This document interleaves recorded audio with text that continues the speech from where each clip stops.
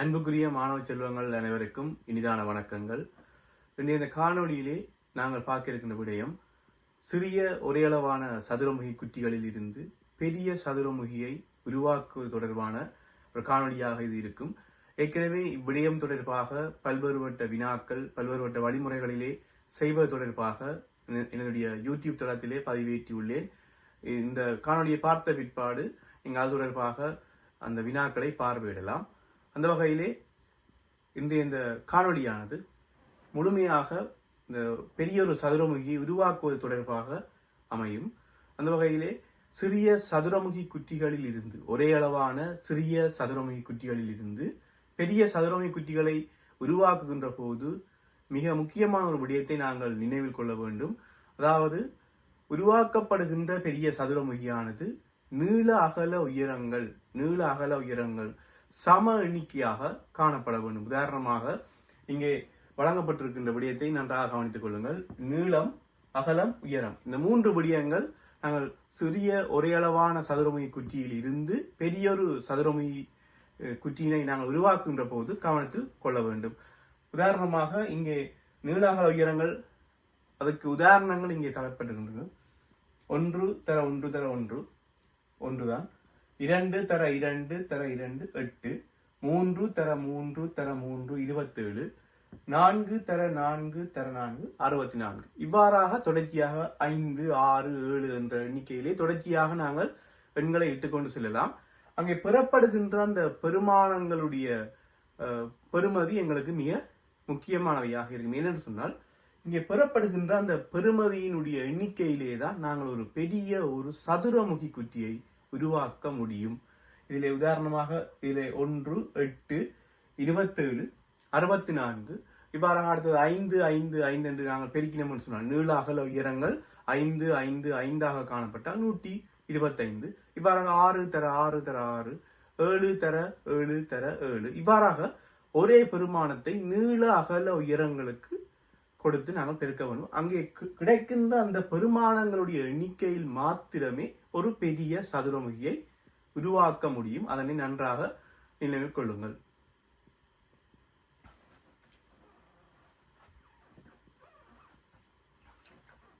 இந்த விடயத்தை மேலும் தெளிவுபடுத்துவதற்காக இதிலே ஒரு சிறிய ஒரு படம் ஒன்று தரப்பட்டிருக்கின்றது.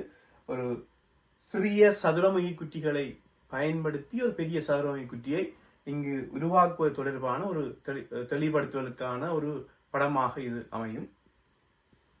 இந்த விடயத்தை மேலும் தெளிவுபடுத்துவதற்காக இதிலே ஒரு படம் தரப்பட்டிருக்கின்றது. ஒரே அளவான சிறிய சதுரமுகி குட்டிகளை பயன்படுத்தி உருவாக்கப்பட்ட ஒரு பெரிய சதுரமுகி இங்கே காணப்படுகின்றது. இந்த படத்தை நன்றாக கவனித்து இந்த விடயத்தையும் உள்வாங்கினால் மிக இலகுவாக நான் கூறிய விடயத்தை உங்களாலே விளங்கிக் கொள்ளக்கூடியதாக இருக்கும். இந்த பெரிய சதுரமுகியிலே ஒரே அளவான சிறிய சதுரமுகிகள் ஒன்று சேர்த்து வைக்கப்பட்டிருக்கின்றது. ஒரே அளவான சிறிய சதுரமுகிகள் சேர்த்து இந்த பெரிய சதுரமுகி உருவாக்கப்பட்டிருக்கின்றது.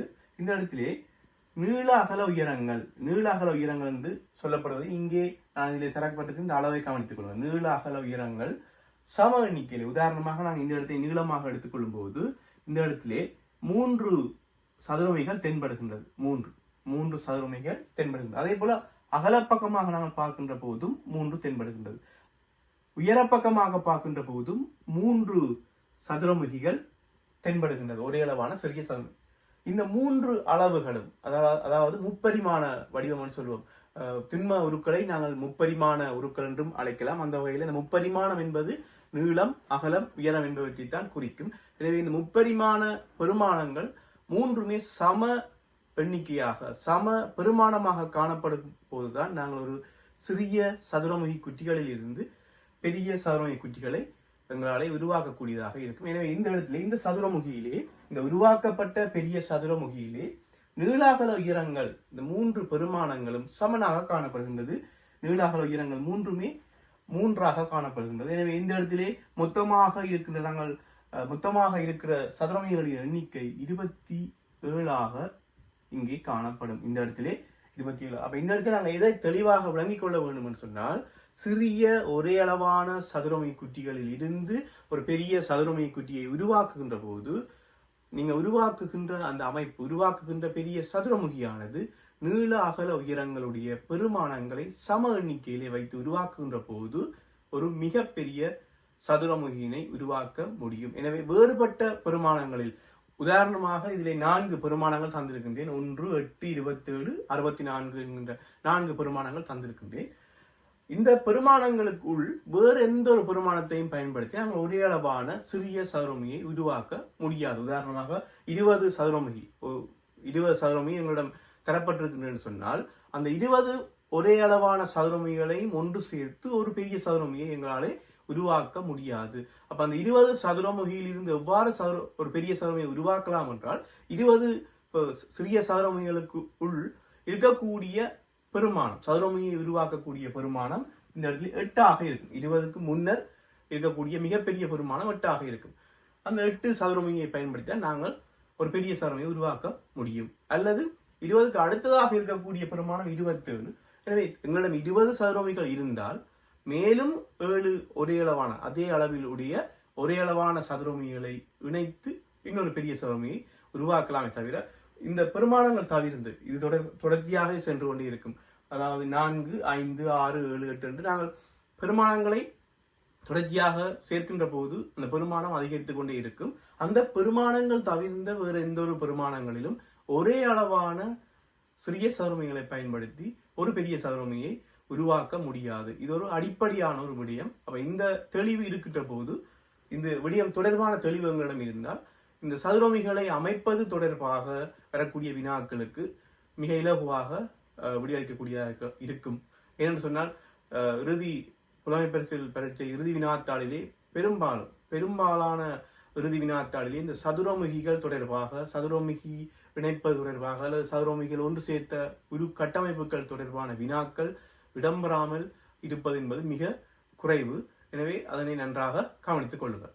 அடுத்து இதே விடயத்தை வைத்துக் கொண்டு ஒரு இலகுவான ஒரு விடயத்தை தெளிவுபடுத்துகின்றேன். உதாரணமாக ஒரு மாணவரிடம் 30 ஒரே அளவான சிறிய சதுரமுகிகள் வழங்கப்படுகின்றது. ஒரு மாணவனிடம் 30 சிறிய ஒரே அளவான சதுரமுகிகள் வழங்கப்படுகின்றது.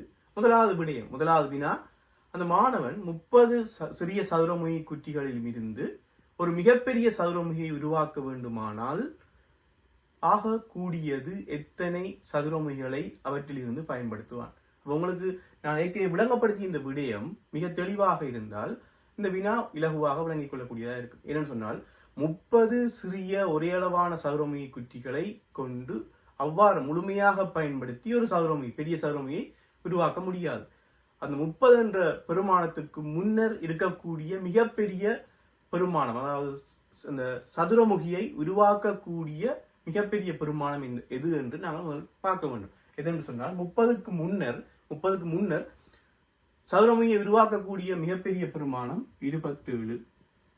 எனவே அந்த மாணவன் 30 சிறிய சதுரமுகி குட்டிகளில் இருந்து 27 சிறிய சதுரமுகி குட்டிகளை எடுத்து இதிலே இந்த படத்திலே இருப்பது போன்று நீள அகல உயரங்கள் 3 பெருமானங்களுக்கும் 3 என்ற அடிப்படையிலே சதுரமுகிகளை அடுக்கி ஒரு பெரிய சதுரமுகியை உருவாக்குவான். இது ஒரு வகையான வடிவம். அதே கேள்வியிலே ஏற்கனவே குறிப்பிட்டது போல ஒரு மாணவனிடம் 30 சிறிய சதுரமுகிகள் இருக்கின்றன. அவன் ஒரு மிகப்பெரிய சதுரமுகியை, அந்த 30 சிறிய சதுரமுகி குட்டிகளையும் வைத்து ஒரு மிகப்பெரிய சதுரமுகி குட்டியை உருவாக்க வேண்டுமாக இருந்தால் மேலும் ஆக குறைந்தது எத்தனை சதுரமுகிகளை அவன் சேர்க்க வேண்டும், மேலும் ஆக குறைந்தது எத்தனை சதுரமுகிகளை சேர்க்க வேண்டும். 2 வினாக்களுக்கும் ஆன வேறுபாட்டை தெளிவாக விளங்கிக் கொள்ளுங்கள். முதலாவது கூறிய வினா வேறு, இப்போது கூறிய வினா, அந்த மாணவனிடம் 30 சிறிய ஒரே அளவான சதுரமுகி குட்டிகள் காணப்படுகின்றன. அவன் ஒரு மிகப்பெரிய சதுரமுகி குட்டியை உருவாக்க வேண்டுமாக இருந்தால் மேலும் ஆக குறைந்தது எத்தனை சதுரமுகிகளை சேர்க்க வேண்டும். ஏன் நான் இந்த இடத்திலே ஆக குறைந்தது என்கின்ற ஒரு பதம் பயன்படுத்துகின்றேன் என்று சொன்னால் 30 சிறிய சதுரமுகி குட்டிகள் அந்த மாவட்டம் இருக்கின்றது. அவன் ஆக குறைந்தது எத்தனை பயன்படுத்த வேண்டும் என்பதுதான் வினா. ஏன் அந்த ஆக குறைந்தது இங்கே பயன்படுத்தப்பட்டிருக்கின்ற அந்த சொற்பதம் ஏன் பயன்படுத்தப்பட்டிருக்கின்றது சொன்னால் 30க்கு அடுத்ததாக வரக்கூடிய 30 அவனிடம் இருக்கிறது. 30 சிறிய சதுரமுகி குட்டிகள் அவனிடம் இருக்கின்றது. 30 சிறிய சதுரமுகி குட்டிகள் அவனிடம் இருக்கின்றது.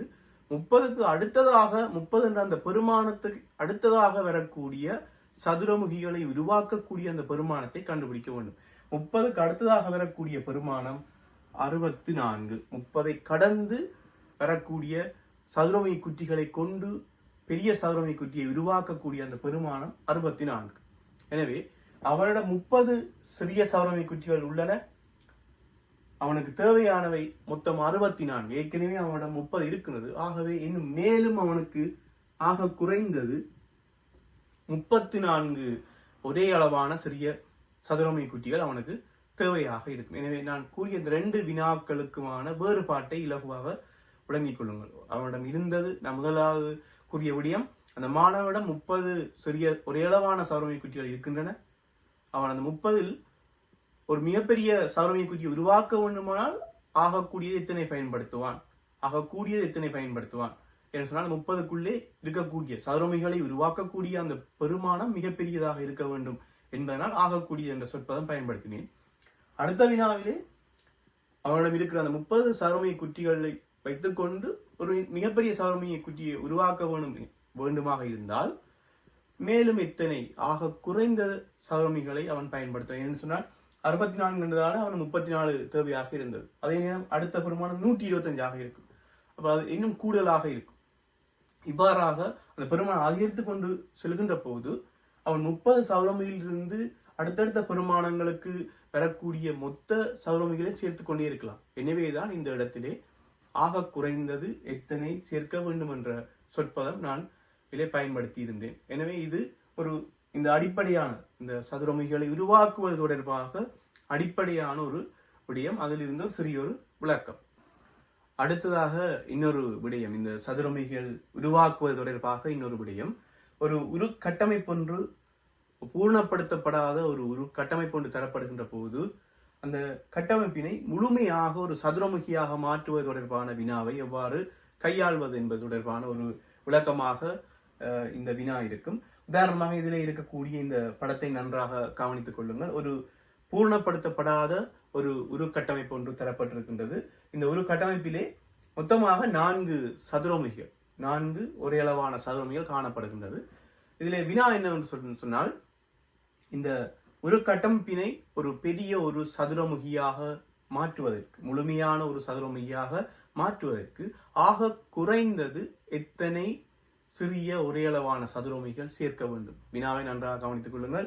இதிலே இந்த கட்டமைப்பிலே 4 ஒரே அளவான சிறிய சதுரமுகி குட்டிகள் காணப்படுகின்றது. இந்த கட்டமைப்பினை ஒரு பெரிய சதுரமுகியாக மாற்றுவதற்கு ஆக குறைந்தது எத்தனை சேர்க்க வேண்டும்? இந்த இடத்தில் நான் ஆக குறைந்தது என்ற சொற்பதம் தான் பயன்படுத்தி இருக்கின்றேன். நன்றாக கவனித்துக் கொள்ளுங்கள். என்றால் ஆக கூடிய என்று சொன்னால் ஒரு எண்ணிலடங்காத எண்ணிக்கையை நாங்கள் சேர்த்துக்கொண்டே போகலாம். எனவேதான் ஆக குறைந்தது இந்த வடிவத்தை ஒரு முழுமையான ஒரு சதுரமுகியாக மாற்றுவதற்கு ஆக குறைந்தது எத்தனை ஒரே அளவான சிறிய சதுரமுகி குட்டிகள் சேர்க்க வேண்டும் என்பதுதான் வினா. எனவே இந்த இடத்தில் நாங்கள் எவ்வாறு இந்த வினாவை இலகுவாக செய்யலாம் என்று சொன்னால், நான் ஏற்கனவே சொன்ன இந்த விடயம் நீள அகல உயரங்கள், முப்பரிமாண வடிவம், நீள அகல உயரங்களை சமனாக்குவது. உதாரணமாக இந்த இடத்திலே நாங்கள் பார்க்கின்றோம், உயரத்திலே 3 சிறிய சதுரமுகி குட்டிகள் தென்படுது. உயர பக்கமாக 3, அதே போல நீள பக்கமாக பார்த்தோம்னு சொன்னால் 2, கிடையாக பார்க்கின்ற போது 2 சதுரமுகி குட்டிகள் தென்படுகின்றது.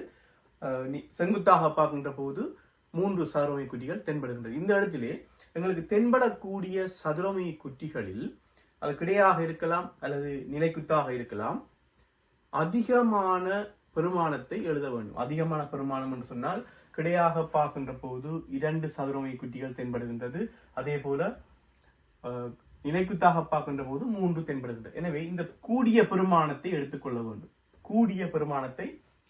வேண்டும். எடுத்து இதனை நீள அகல உயரங்கள் சமனாக இருக்கக்கூடியவாறு போட்டுக்கொள்ள வேண்டும். உதாரணமாக நீளம் 3, அகலம் 3, உயரம் 3 என்ற வகையிலே போட்டுக்கொள்ள வேண்டும். மொத்தமாக 27 ஒரே அளவான சதுரமுகிகள் இந்த உருவை பூர்ணப்படுத்தும் போது இங்கே காணப்படும். உருவை பூர்ணப்படுத்தும் போது இங்கே மொத்தமாக 27 சதுரமுகி குட்டிகள் காணப்படும். ஆனால் ஏற்கனவே இங்கே 4 சதுரமுகி குட்டிகள் இருக்கின்றன. ஏற்கனவே இங்கே 4 சதுரமுகி குட்டிகள் காணப்படுகின்றன. எனவே கேட்கப்பட்ட வினாவிலே இந்த உருக்கட்டமைப்பினை ஒரு பெரிய சதுரமை குட்டியாக்குவதற்கு ஆக குறைந்தது எத்தனை ஒரே அளவான சதுரமை குட்டிகள் சேர்க்க வேண்டும் என்பதுதான் வினா. எனவே இந்த இடத்திலே 27 சதுரமை குட்டிகள் மொத்தமாக இருக்க வேண்டும். ஆனால் 4 தான் இங்கே காணப்படுகின்றது. எனவே மேலும் 23 மொத்தமாக மேலும் 23 ஒரே அளவான சதுரமை குட்டிகளை நாங்கள் இங்கே சேர்க்க வேண்டும். எனவே மேலும் 23 ஒரே அளவான சதுரமை குட்டிகளை சேர்க்கின்ற போது இந்த ஒரு கட்டமைப்பானது ஒரு பெரிய சதுரமை குட்டியாக மாற்றமடையும். அப்ப இந்த இடத்திலே எங்களுக்கு மிகவும் தேவையான விடயம் இந்த நீள அகல உயரங்கள் சமனாக இருக்கின்ற போதுதான் ஒரு பெரிய ஒரு சதுரமை குட்டியை நாங்கள் உருவாக்க முடியும் என்பதை நாங்கள் நினைவில் கொள்ள வேண்டும். அந்த விடயத்தை வைத்துக் கொண்டுதான் இந்த வினா இலகுவாக செய்யக்கூடியதாக. எனவே இவ்வாறாக இந்த அடிப்படையான இந்த விடயம் உங்களுக்கு தெளிவாக விளங்குமாக இருந்தால் இந்த சதுரமிகை தொடர்பாக வரக்கூடிய எவ்வாறான வினாக்களாக இருக்கலாம் இலகுவாக அதாவது நீங்கள் கணிதம் சார்ந்து ஒரு செய்கை முறையை பின்பற்றி செய்ய வேண்டிய வினாக்கள் இவ்வாறான பகுதிகளில் இருந்து வருகின்ற போது இலகுவாக செய்யக்கூடியதாக இருக்கும். அதே போல புலக்காட்சி சார்ந்த வினாக்களும் இவற்றிலே வருவதுண்டு. அவ்வாறான வினாக்களுக்கும் நாங்கள் இலகுவாக இந்த முறையை பின்பற்றி செய்யக்கூடியதாக இருக்கும். எனவே இந்த காணொளி பிடித்திருந்தால் லைக் பண்ணிக்கொள்ளுங்கள். அதே போல ஏனைய நண்பர்கள் அல்லது ஏனைய மாணவர்கள் பயன்பெறுவதற்காக இந்த காணொளியை ஏனைய மாணவர்களுக்கும் பகிர்ந்து கொள்ளுங்கள். தொடர்ச்சியாக என்னுடைய யூடியூப் தளத்திலே இவ்வாறான பதிவுகள் தொடர்ச்சியாக இடப்பட்டு கொண்டிருக்கும். அதனை தொடர்ச்சியாக நீங்கள் பார்க்க வேண்டுமாக இருந்தால் இந்த யூடியூப் தளத்தினை சப்ஸ்கிரைப் செய்து கொள்ளுங்கள். அதே போல உங்களுக்கு இந்த நுண்ணறிவு சார்ந்த வினாக்களில் ஏதாவது சந்தேகங்கள் இருப்பின் இந்த காணொளிகளுக்குள்ளே கருத்து பதிவிலே உங்களுடைய வினாக்களை சந்தேகமான வினாக்களை நீங்கள் பதிவிட்டுக் கொள்ளலாம். அவற்றினுடைய விளக்கத்தை இதிலே வழங்கக்கூடியதாக இருக்கும். நன்றி. மீண்டும் இன்னொரு காணொளியிலே சந்திக்கின்றேன். நன்றி.